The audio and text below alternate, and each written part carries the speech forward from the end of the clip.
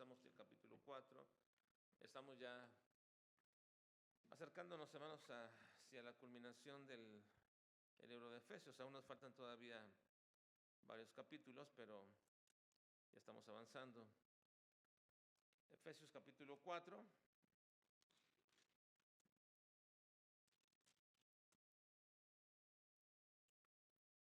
Y la semana pasada comenzamos con un subtema que lo dividía en dos partes. Les dije que iba a hacerlo en dos partes debido a que la manera como el apóstol Pablo lo divide, así nos lo permite también. Versículos 1 al 6, estamos hablando de la dignidad de nuestro llamado. Dice el versículo 1, yo pues preso en el Señor, os ruego que andéis como es digno de la vocación con que fuisteis llamados. Les ruego que anden de acuerdo a ese llamado con el cual fueron llamados. Esa era la traducción literal, ¿verdad? Anden o vivan de acuerdo al llamado con que fueron llamados. Así que en estos versículos, primeros 6 versículos del capítulo 4, se nos habla de la dignidad de nuestro llamado. Un llamado a vivir dignamente de acuerdo al llamado. Parece ser una reiteración de los términos, pero así es como está escrito en el original, ¿verdad? Es un llamado a vivir de acuerdo a la dignidad de nuestro llamado. Y vamos a ver la segunda parte de este llamado a la dignidad de vivir de acuerdo al llamado con que fuimos precisamente llamados a la salvación y también llamados a ser parte de la iglesia. La segunda parte de este llamado es aguardar la unidad en la doctrina. La segunda parte es el llamado a guardar la unidad en la doctrina. Recuerden que a partir de este capítulo, y los expliqué la semana pasada, Pablo ya comienza a hablar ahora del estado presente de la iglesia. Nos ha hablado del estado del tiempo pasado, del tiempo futuro, hablando en la eternidad, lo que se llama la eternidad, que no tiene pasado ni presente ni futuro en sí mismo, pero en ese sentido el apóstol Pablo comienza a hablarnos de lo que era nuestra vida antes de que naciéramos, la iglesia antes que existiera el universo, que existiera todo. Así que nos habla del pasado glorioso, el pasado eterno de la iglesia, y luego también nos proyecta hacia el futuro glorioso de la iglesia. Pero a partir del capítulo 4, el apóstol Pablo comienza a hablar del presente. Es decir, nos habla ya del propósito del andar en la tierra de la iglesia. Es el presente. Aun cuando estamos hablando ya no de tiempos en la eternidad, sino ahora ya en el presente de la iglesia en la tierra, comienza el apóstol Pablo. Y por ello tiene que darles instrucciones necesarias para que como iglesia de Dios podamos, no solamente los efesios, sino todos nosotros cumplir no solamente con el plan del Señor, sino también que podamos permanecer como iglesia. Así que, hermanos, lo que Pablo va a comenzar a hablar será lo que llamamos las cuestiones prácticas de la iglesia. Ya hablamos de nuestro pasado, de nuestro futuro glorioso. Ahora va a hablar el apóstol Pablo de las cuestiones prácticas. ¿Qué tiene que hacer la iglesia mientras está aquí en la tierra? ¿A qué se debe dedicar? ¿Cómo debe de guiarse? ¿Cómo debe vivir? ¿Cómo debe de andar? Así que no solamente el apóstol Pablo nos da instrucciones necesarias para vivir como iglesia, sino también para permanecer como iglesia. Y se va precisamente la iglesia que ahora está militando, se va a enfrentar desde su inicio a los ataques del mismo diablo, y entonces la iglesia debe permanecer en unidad para hacerle frente a los ataques satánicos. Y en este preciso momento nos habla de cómo permanecer en unidad para que juntos hagamos un frente común contra estos ataques. Ahora, hermanos, esa unidad, explicamos la semana pasada, no es una unidad sentimental, no es una unidad emocional y quizás tampoco una unidad meramente práctica. Es decir, no nos mantenemos unidos para que esto pueda sobrevivir. No nos mantenemos unidos para que puedan salir adelante los ministerios o para que pueda hacerse algunas cosas. No hablamos de una unidad meramente práctica, ni sentimental, ni emocional. Es una unidad y se requiere de una unidad que nos haga crecer. Y el apóstol Pablo les dice a los efesios, esta unidad nos debe de hacer crecer y ser fuertes como el cuerpo que son. Debe de hacerlos grandes y robustos como un edificio también.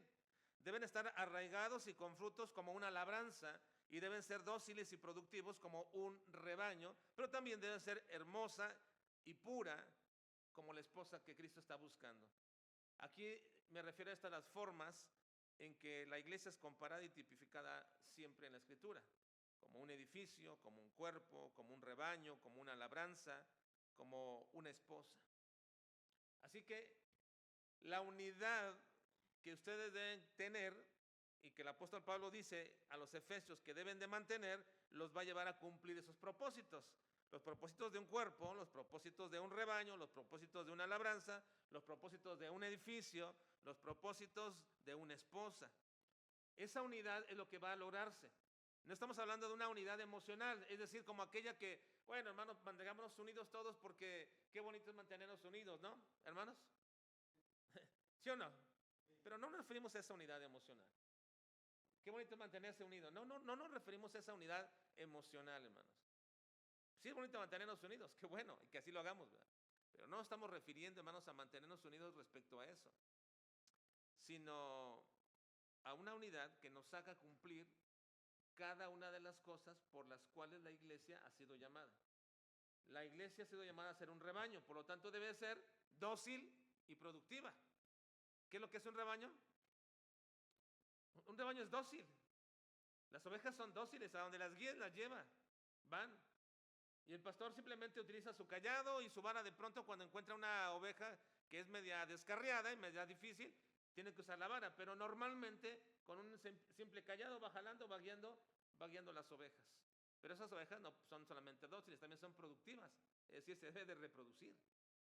Somos llamados a ser un edificio también, así nos compara la Biblia, bien cimentado, que permanezca, que sea un monumento que evidencie de quién es ese edificio. Somos llamados a ser también un cuerpo, bien concertados, bien unidos y crecer en esa unidad.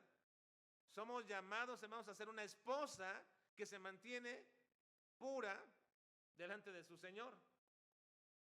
Bueno, ¿cómo se logra todo eso? ¿Cómo se logra todo eso, hermanos?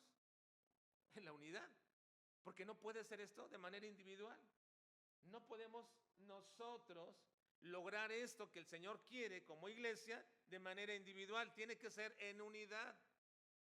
Ciertamente, algunos tienen cierto crecimiento, cierta madurez de manera individual porque debido a eso hay unos que tienen más tiempo, otros que han crecido en la palabra, otros que han asumido que el Espíritu Santo controle su carácter y cosas como estas. Ciertamente hay diferencias de crecimiento, pero no se puede llegar a los términos que Dios quiere si no mantenemos esa unidad como iglesia. Y ya dijimos, no nos referimos a la unidad emocional, no nos referimos a la unidad pragmática. ¿A qué unidad nos referimos? Bueno, la semana pasada establecimos la primera unidad, y la primera unidad es la unidad del Espíritu. ¿A qué se refiere eso con la unidad del Espíritu? Bueno, establecimos 3 cosas vinculantes dentro de la práctica correcta de la iglesia que la van a mantener en la unidad que Pablo refiere como la unidad del Espíritu. Primero, que todo miembro de la iglesia tiene que valorar la gran bendición de haber sido llamado. Pablo dice, yo pues preso en el Señor, os ruego que andéis como es digno de la vocación que aunque fuisteis llamados. Así que lo primero que tenemos que hacer es que todo miembro y cada miembro de la iglesia, si va a mantener la unidad como miembro de la iglesia y ser parte del miembro de la iglesia, debe sentirse digno de haber sido llamado. Y es probable que mucha gente en la iglesia llega y mantiene simplemente por venir o por mantener una práctica religiosa, o simplemente viene porque alguien lo trae, o simplemente viene porque la esposa dice al esposo tenemos que ir y ahí viene a la fuerza, o viceversa, o los hijos igual. Pero hermanos, la unidad de la iglesia se mantiene cuando cada miembro de la iglesia se siente digno de ese llamado. Ya hablamos de la dignidad de ese llamado, por encima de todo. ¿Cómo fuimos llamados a la salvación? Ahora, la segunda cosa vinculante a esta unidad del Espíritu es que tenemos que aprender a caminar o a vivir de acuerdo con esa dignidad. Ya no somos lo que éramos antes, ya no vivimos como antes, hemos muerto en la vida pasada y ahora nuestra vida está escondida con Cristo en Dios. Por eso nuestro andar ahora debe ser, como dice en el versículo 2, con toda humildad y mansedumbre, soportándonos con paciencia los unos a los otros en amor. Y así entonces, cuando hacemos esto, andamos de acuerdo a la dignidad. Vivimos de acuerdo a la dignidad. ¿Cómo es? Vivir en humildad, en mansedumbre, soportándonos. Fíjate qué palabra utiliza, soportándonos con paciencia los unos a los otros. Porque eso implica, hermanos, que no toda la gente que viene aquí a este culto, a esta reunión, a esta iglesia, no toda la gente, hermanos, nos caemos bien de pronto. ¿O sí? No todos pensamos igual. ¿O sí? No todos tenemos los mismos gustos. No todos tenemos las mismas preferencias. Y habrá de pronto quien dice, cómo me encanta, ¿verdad? La manera como dirige tal hermano un canto. El otro, pues no, me gusta más como dirige. Y aún en cosas como estas, hermanos, no tenemos la misma tendencia, la misma animosidad, no tenemos las mismas cosas, hermanos, porque evidentemente somos diferentes. Y con ello, a veces, cuando no somos maduros, no soportamos lo que ese hermano hace o esa hermana hace.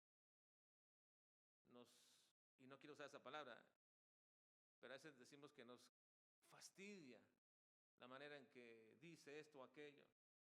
Pero le dice, soportados con amor, porque entiendo que hay diferencias, pero sopórtense con amor. Y de esta manera andamos como es digno de nuestro llamado. ¿Cómo? Con humildad, mansedumbre y soportándonos. Y la tercera cosa vinculante, hermanos, a ese llamado de la unidad del Espíritu, es que esto precisamente nos hace entender que la unidad del Espíritu no se refiere a la unidad ontológica de la Trinidad. Es decir, la unidad del Espíritu no es la unidad con el Padre y con el Hijo. No se refiere a eso.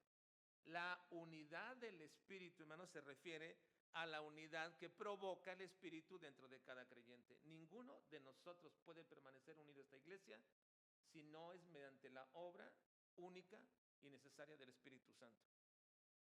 Podríamos forzar a alguien a permanecer en la iglesia si le damos un ministerio. Eso es muy común.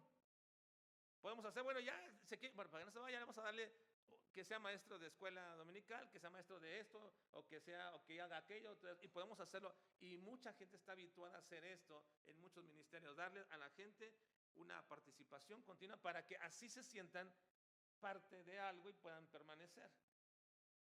Pero hermanos, ninguna persona puede permanecer unida a la iglesia como el Señor quiere, de acuerdo a la dignidad del llamado, si no es por una obra del Espíritu Santo. Por eso las personas que se van de manera, por cualquier cosa, por cualquier situación, simplemente estamos hablando de que esas personas no tenían la unidad del Espíritu.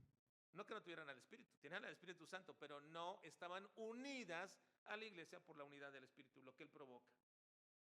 Y simplemente el hecho mismo de que la Biblia diga se fueron de nosotros porque no eran de nosotros, es una implicación de la falta de la unidad del Espíritu. No implica que no sean creyentes, no implica que no sean verdaderos hijos de Dios, no. Lo que está implicando simplemente es que no era el llamado del Espíritu para que permanecieran en esa iglesia.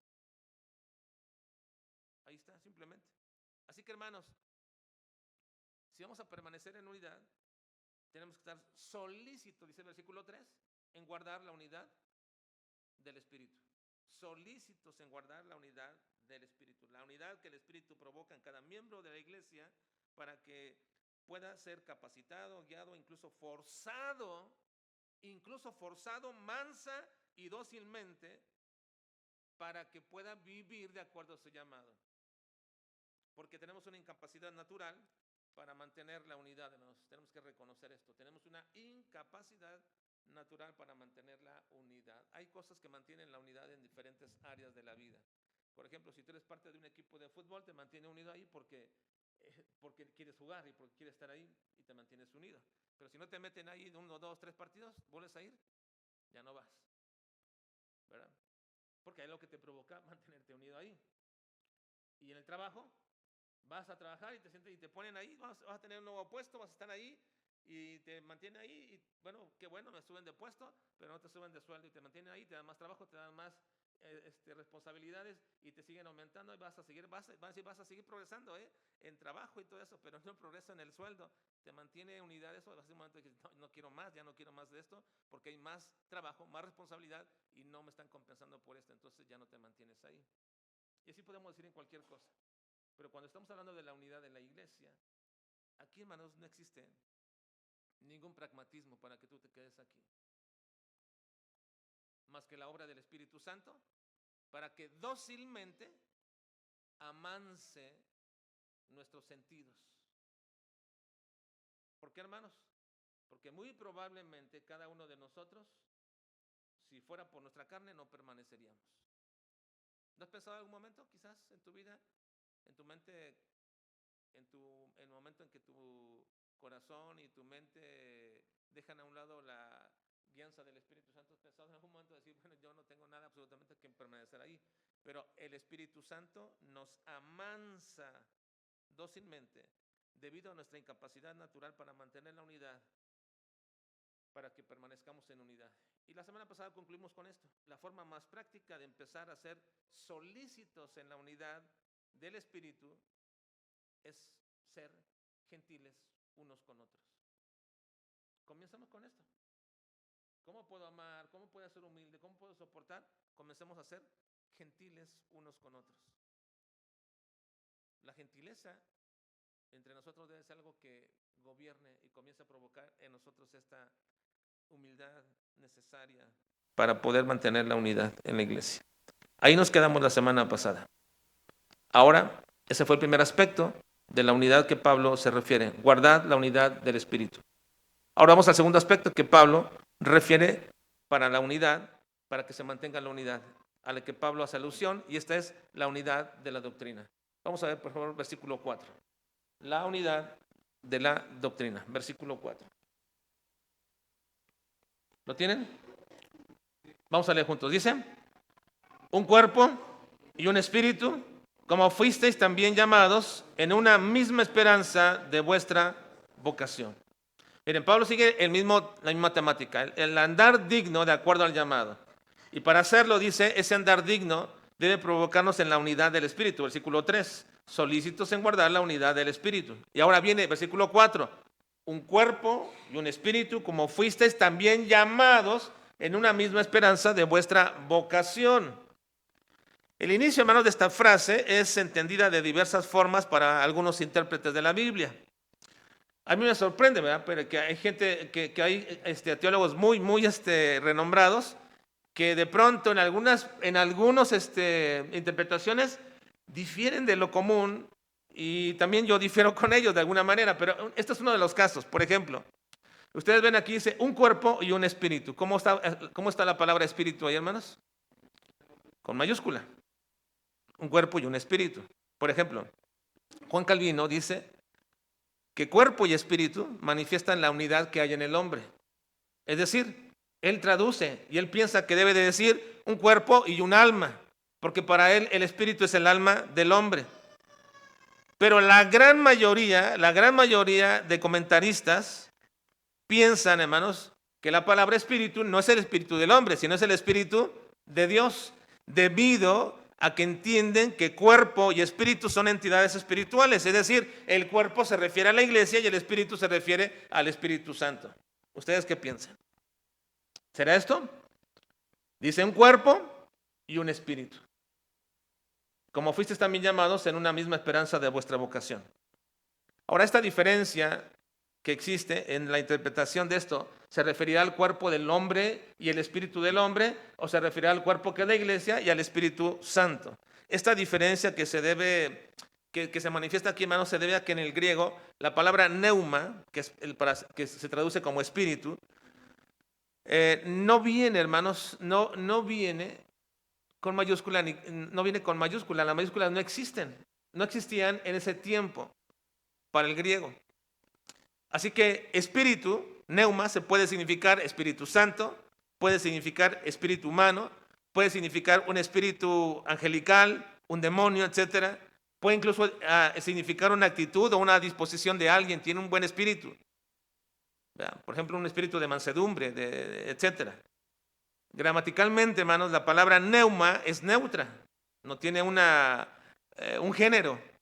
No existe una diferencia ortográfica en el griego koiné, donde se escribió el Nuevo Testamento, y no se puede diferenciar si se refiere al Espíritu Santo o al Espíritu del hombre. Los manuscritos griegos originales no utilizaban mayúsculas consistentemente, dado que no hay diferencia en la forma gramatical. La única forma confiable de saber si neuma se refiere al Espíritu Santo o al Espíritu del hombre es mediante el contexto.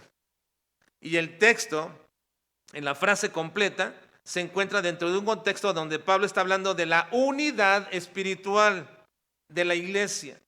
Y este pasaje enumera 7 elementos de la unidad de la iglesia. Vean, versículo 4, 5 y 6. Los 7 elementos de la unidad de la iglesia. Dice: un cuerpo y un espíritu, como fuisteis también llamados en una misma esperanza de vuestra vocación. 3, un Señor. 4, una fe. 5, un bautismo. 6, un Dios y Padre de todos, el cual es sobre todos y por todos y en todos. Aquí se hablan de estas 7 características, o podríamos llamar 7 elementos que hablan de la unidad espiritual de la iglesia.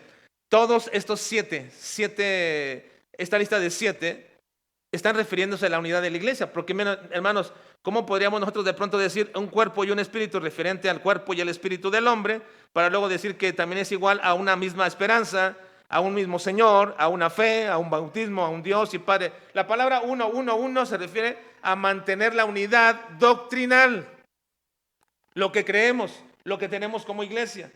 Así que como iglesia no tenemos un cuerpo físico ni tampoco un espíritu del cuerpo físico. Esta lista está encajada en los 7 elementos de la unidad de la iglesia de forma espiritual. Así que la palabra un cuerpo tiene que referirse al cuerpo de la iglesia, un espíritu al Espíritu Santo, una misma esperanza, la que nos da el Señor, un Señor, una fe, un bautismo, un Dios y Padre de todos. Todo es referente a la unidad que debe permanecer dentro de la iglesia. Así que la frase que se encuentra en este contexto nos refiere a precisamente entender que aquí lo que se refiere es al Espíritu Santo y al cuerpo de la iglesia. Cualquiera que sea, incluso algunos digan de pronto la interpretación de la palabra espíritu, la conclusión debe ser siempre la misma. Se está hablando de unidad. Porque si se refiere al cuerpo y al alma, habla de una unidad necesaria. Porque sin alma o sin espíritu, el cuerpo no existe. El cuerpo está muerto. Si la interpretación fuera un cuerpo del hombre y el espíritu del hombre, lo que quiere Pablo referirse es la unidad necesaria que debe existir. Cuerpo sin espíritu está muerto. Ahora, iglesia, que también puede ser el cuerpo, o que es el cuerpo, sin Espíritu Santo, ¿existe? Hermanos, no sería iglesia. Podemos estar aquí, hermanos, y hay muchos grupos que se reúnen domingos, pero pueden ser, hermanos, simplemente grupos sociales, familiares, e incluso así le llaman, ¿verdad? Así se le llama a algunos, grupo familiar cristiano. Y sí, es un grupo familiar cristiano, pero no una iglesia. O grupo, no sé, tantos nombres que hoy día se inventan. Porque un cuerpo, iglesia, sin el Espíritu Santo, no es iglesia, no es cuerpo. Y un cuerpo sin el Espíritu dentro de nosotros tampoco es cuerpo. Dios formó al hombre, formó el cuerpo del hombre del polvo de la tierra, y quiso después, necesariamente sopló en él aliento, neuma de vida, un espíritu de vida. Así que, hermanos, independientemente, aunque todo apunta aquí que se refiere, hermanos, al cuerpo de la iglesia y al Espíritu Santo, lo importante aquí, hermanos, que yo veo en todo esto es que precisamente precisamente lo que se refiere aquí es a la unidad necesaria.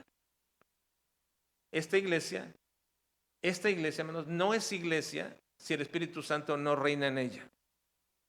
No es iglesia. Ahora, no quiero decir que ustedes quizás no sean salvos. No me refiero a eso. Es que podemos ser creyentes, regenerados, y luego reunirnos, pero si el Espíritu Santo no está entre nosotros, no somos iglesia. Simplemente somos un grupo que nos reunimos nada más para cualquier cosa, pero no somos iglesia. Por eso se habla de la unidad necesaria. Ahora, Pablo procede a explicarnos, hermanos, en qué consiste esta unidad necesaria entre la iglesia y el Espíritu Santo. ¿En qué consiste? Bueno, además de que el Espíritu Santo, hermanos, es el agente de la regeneración, es el que nos regenera. Además de que el Espíritu Santo es el agente de la santificación, porque Él nos santifica. Además de que el Espíritu Santo es el agente de la comunión y la guía para todos los creyentes. El Espíritu Santo nunca divide, hermanos. El Espíritu Santo jamás divide. El Espíritu Santo es el agente de la unidad. El Espíritu Santo no divide. El Espíritu Santo congrega, armoniza a la iglesia en un solo y mismo pensamiento divino, al cual nosotros le llamamos doctrina. El Espíritu Santo lo que hace, hermanos, es unir a los creyentes en doctrina. Por eso una iglesia es el conjunto de creyentes regenerados, bautizados, unidos en un grupo bajo un mismo pacto doctrinal.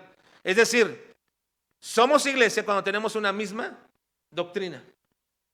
¿Y quién hace eso? Pues el que lo hace es el Espíritu Santo.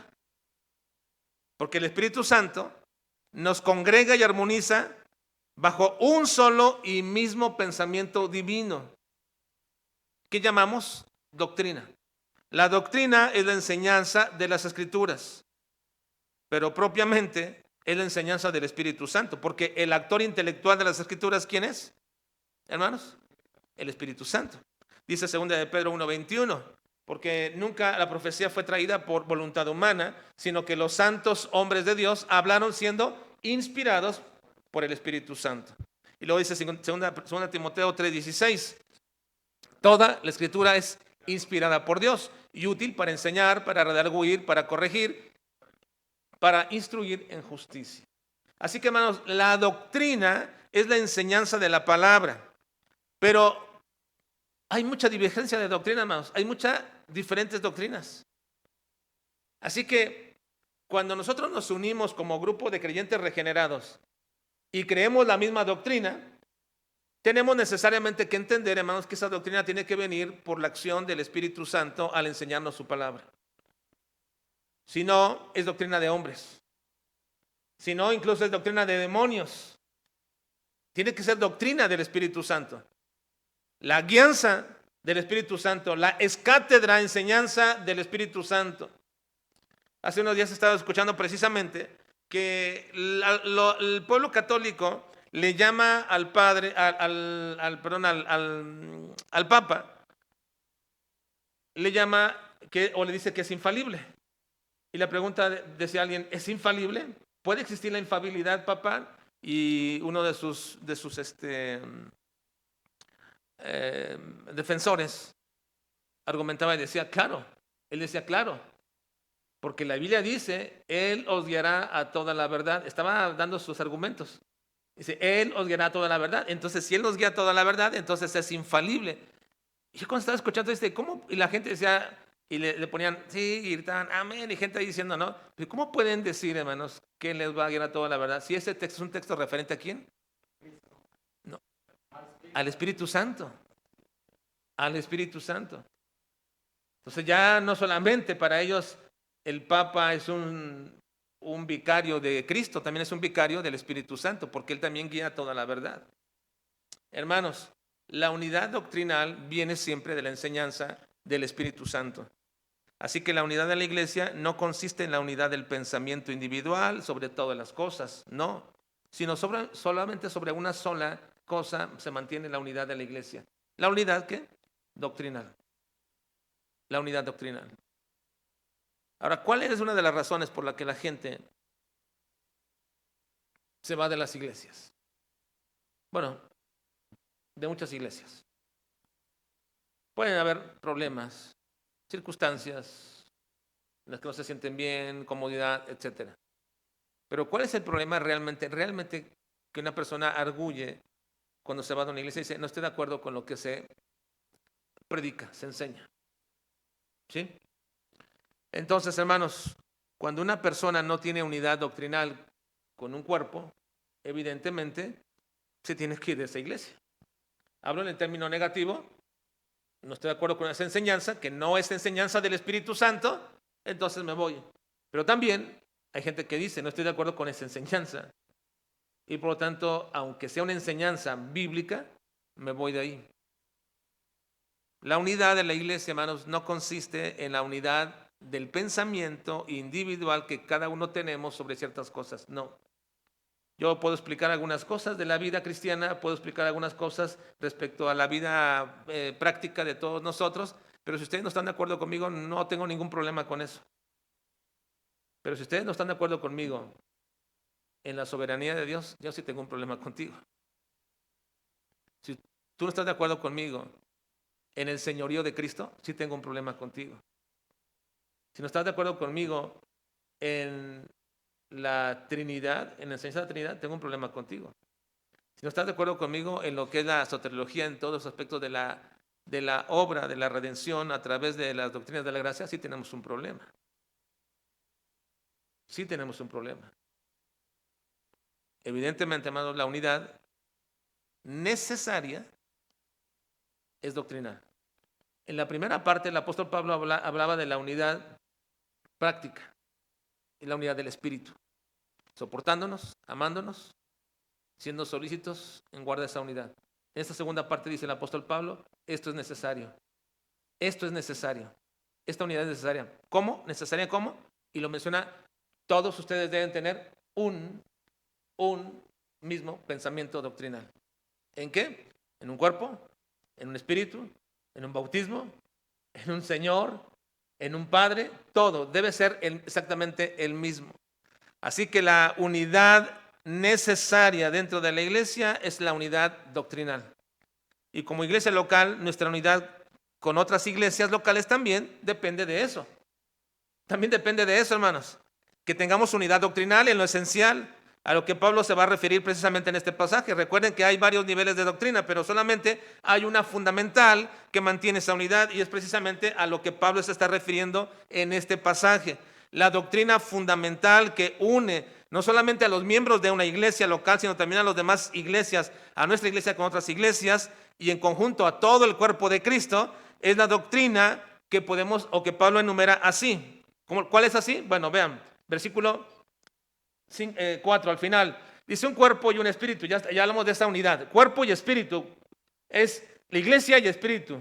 No hay iglesia sin el espíritu, pero sin espíritu en sí mismo, sino en espíritu en el punto de la enseñanza que él da en su palabra. Luego procede a decir cuál es esa enumeración, hermanos, de esta doctrina. Dice, como fuisteis también llamados en una misma esperanza de vuestra vocación. Así que la primera cosa es que estamos unidos con otras iglesias y como miembros de esta iglesia en la misma esperanza de nuestra vocación. Esta esperanza escatológica, la esperanza gloriosa de que todos los creyentes en Cristo un día tenemos una salvación final, una resurrección eterna, una vida eterna, una herencia incorruptible. Esa es la esperanza escatológica, lo que nos espera, lo que vendrá, la salvación final, la resurrección de nuestro cuerpo, la vida eterna, la herencia incorruptible. Si alguien, otra iglesia no cree en esto, no podemos tener unidad con ellos. Si alguien aquí no cree esto, no puede ser parte tampoco de la iglesia. Tenemos una misma esperanza de nuestra vocación a la que fuimos llamados. Una salvación final, una resurrección de nuestro cuerpo, una vida eterna, una herencia incorruptible. ¿Creemos esto, hermanos? ¿Lo esperamos? ¿Es nuestra esperanza? Sí. Nos recuerda que como verdaderos hijos de Dios y miembros del cuerpo de Cristo, todos vamos hacia el mismo destino, lo cual debe minimizar las diferencias temporales o terrenales que tenemos. Lo esencial es esta, la misma esperanza de vocación.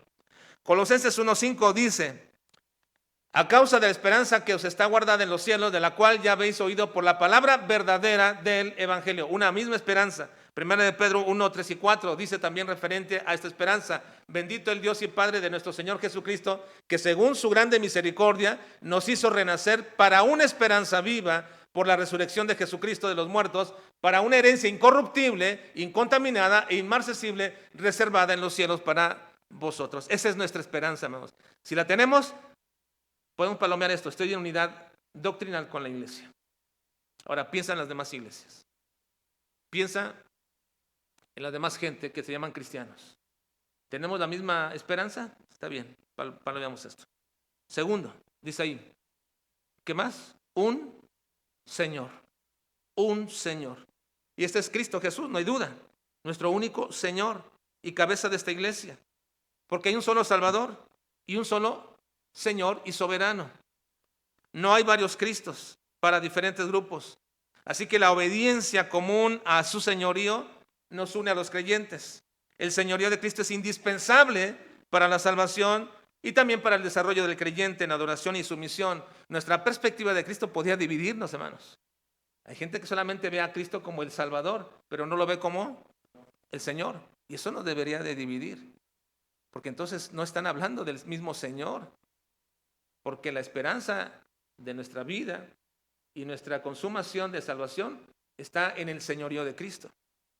¿Cómo vemos al señorío de Cristo?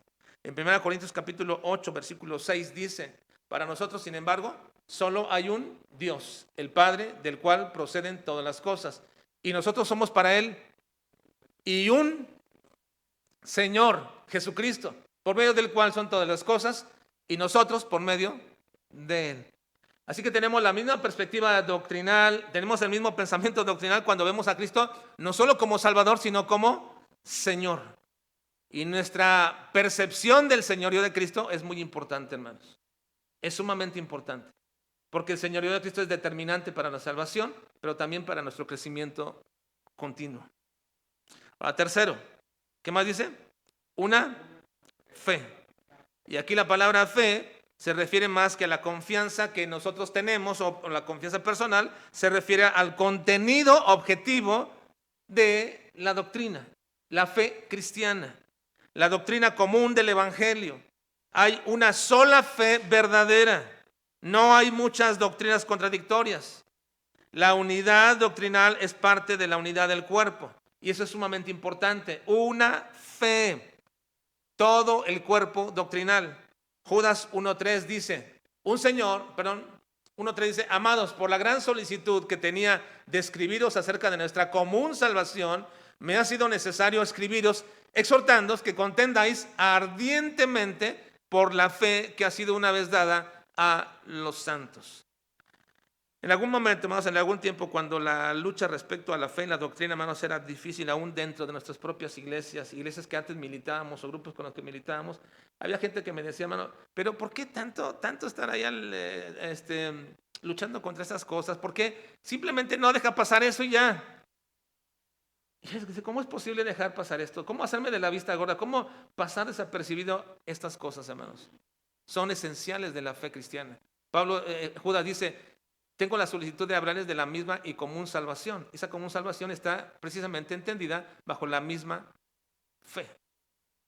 La misma fe. ¿Podemos simplemente, hermanos, hacernos de la vista gorda y brincar esas cosas? Hermanos, yo como pastor no podría y no puedo. Y por eso fue una lucha continua y constante que no pudimos. No pudimos.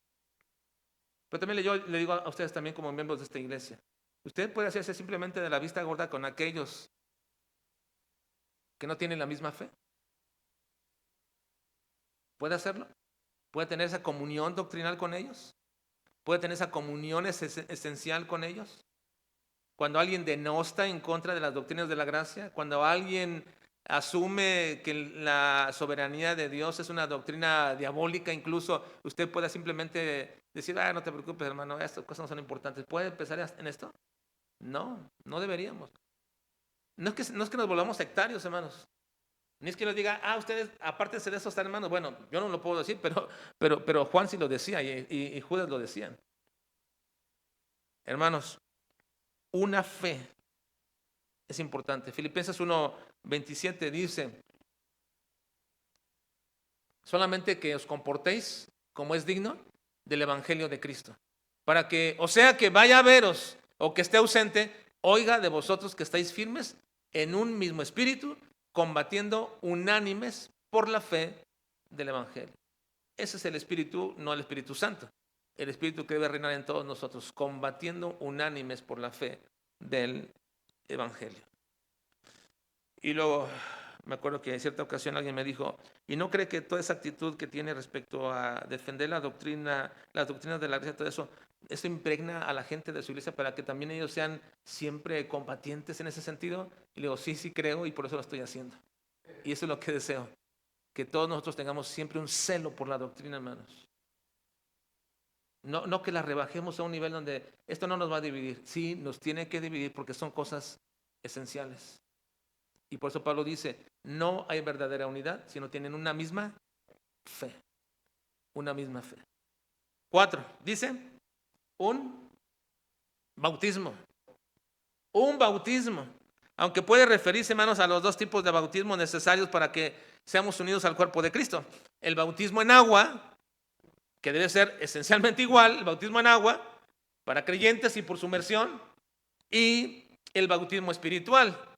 Hay un bautismo espiritual que no es el bautismo carismático. El bautismo espiritual es cómo el Señor nos introduce a la iglesia mediante el Espíritu Santo. 1 Corintios 2:13 dice, lo cual también hablamos no con palabras enseñadas por sabiduría humana, sino con lo que enseña el Espíritu, acomodando lo espiritual a lo espiritual.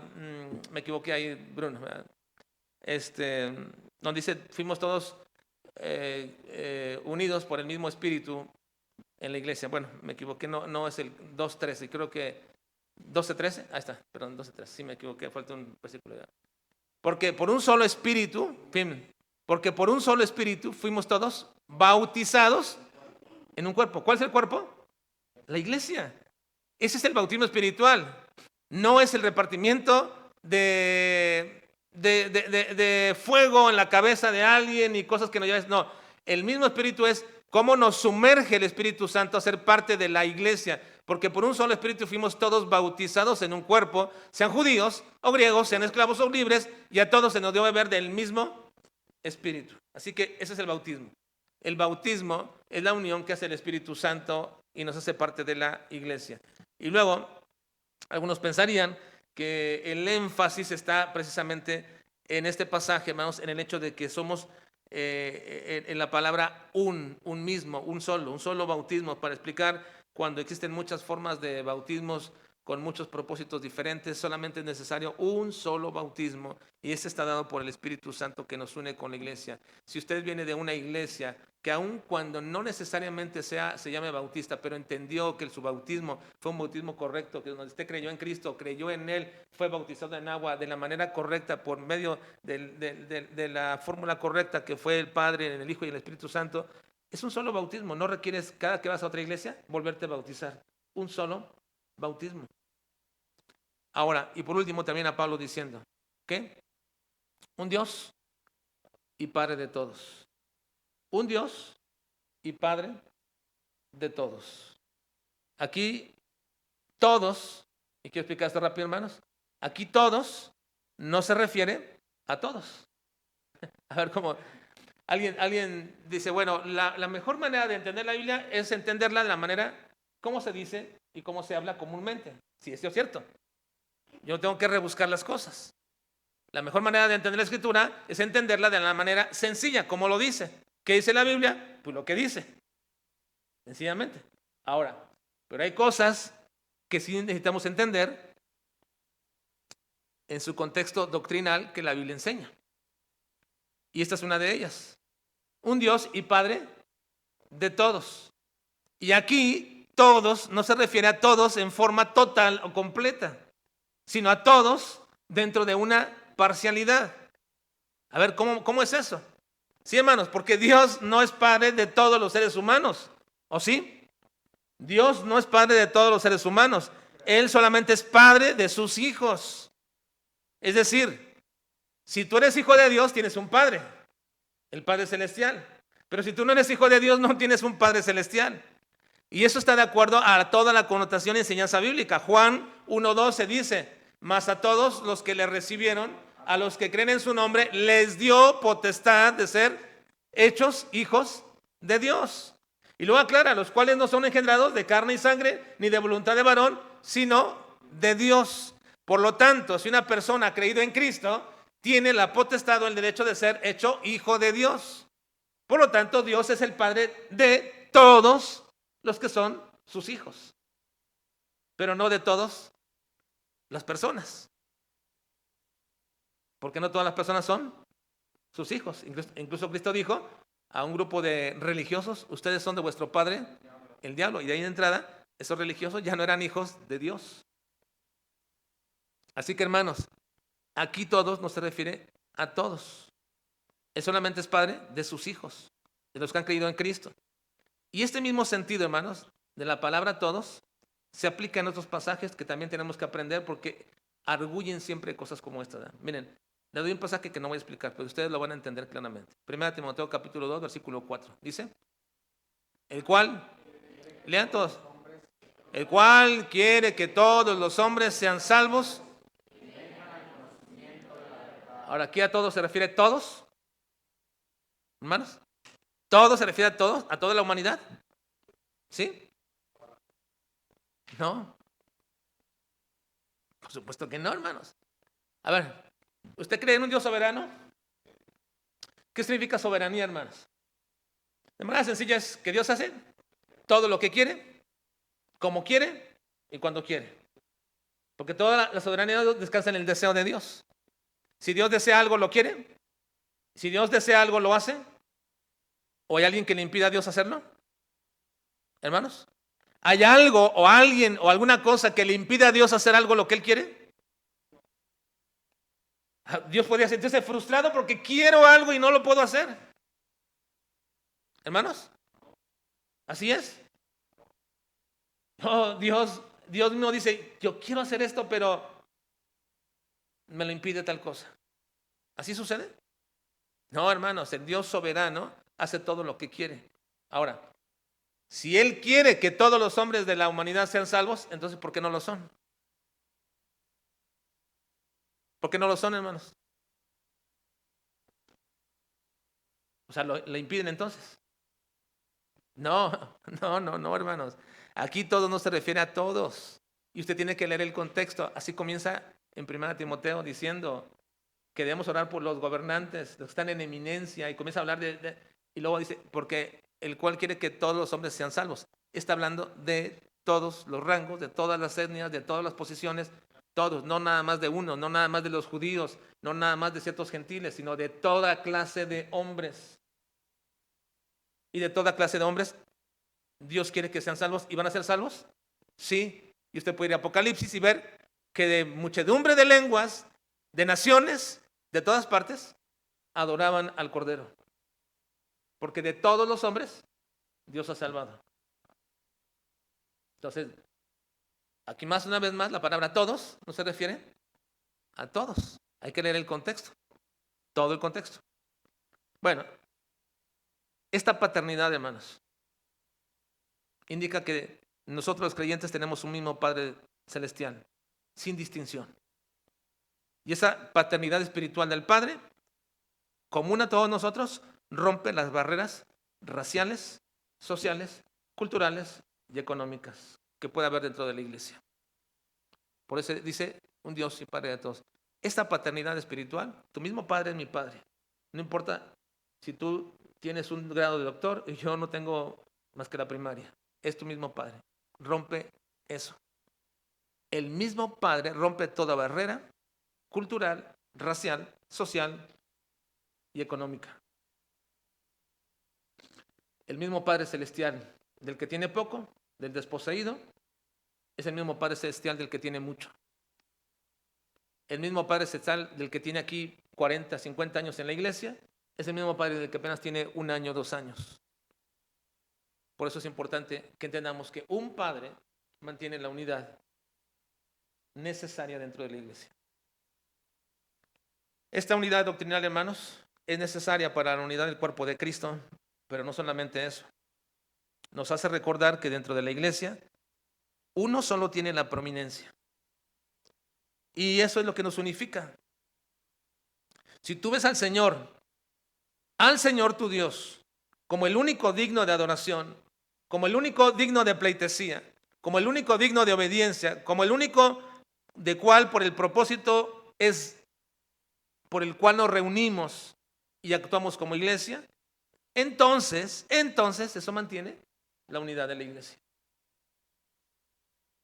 Y por eso la frase con la cual Pablo termina esta parte de la unidad doctrinal, ¿cómo dice ahí? Versículo 6, un Dios y Padre de todos, y aclara, el cual es, vean cómo Pablo dice, el cual es sobre todos y por todos y en todos. No hay otra manera. No hay manera de que alguien pudiera sentirse excepcionalmente diferente a los demás en esta iglesia. Tenemos un mismo Padre, el cual es sobre todos, por todos y en todos. Esta visión de Dios, hermanos, doctrinal, teológica, nos dirige correctamente en nuestra práctica y relaciones como iglesia. Y como dijo un antiguo escritor, hermanos, cristiano, él dijo así, y concluyo con esto. Dice, si este pensamiento estuviera profundamente impresionado en nuestras mentes, de que estamos sujetos a una ley que ya no permite que los hijos de Dios difieran entre lo que son del reino de Dios y no permite que esos del reino de Dios puedan dividirse, entonces cuán fervientemente podríamos cultivar una bondad fraternal entre nosotros si tuviéramos ese mismo pensamiento. ¿Cómo podríamos entonces temer todo tipo de animosidad si reflejamos debidamente lo que todo aquello que nos separa como hermanos nos está alejando del reino de Dios? Y sin embargo, por extraño que nos parezca, mientras nos olvidamos de los deberes que los hermanos nos debemos unos a otros, seguimos de pronto alardeando de que somos hijos de Dios. Así que aprendamos, hermanos, que ninguno es apto para esta herencia si no es del mismo cuerpo y del mismo espíritu. Y eso se entiende bajo una unidad doctrinal. Así mantenemos la unidad en nuestra iglesia, hermanos. Que Dios nos ayude. Vamos a orar, por favor. Padre, te suplicamos en esta noche que nos ayudes a mantener esta unidad necesaria dentro de la iglesia, la unidad doctrinal.